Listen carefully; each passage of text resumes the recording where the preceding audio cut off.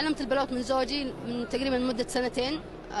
فأول ما شفت إن في تسجيل ومسموح بالنساء للتسجيل هذه الفترة، فقدمت التسجيل وحطيته طبعا معي شريك هو.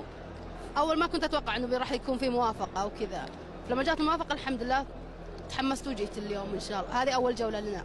أول شيء كانت لعبة محكورة للرجال يعني دائما، فبعض الألعاب الواحد اللي بيقول ما هي بلكم الواحد يبغى يعرفها، فكشغف مني أبغى أعرف اللعبة كيف يلعبونها الرجال وكذا، فتعلمتها معاهم.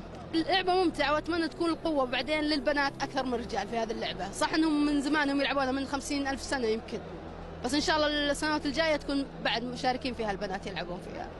البطولة تستهدف فئة الرجال كما كان في نسختها الماضية، إضافة إلى العنصر النسائي كأول مشاركة لهن في هذا النوع من المنافسات.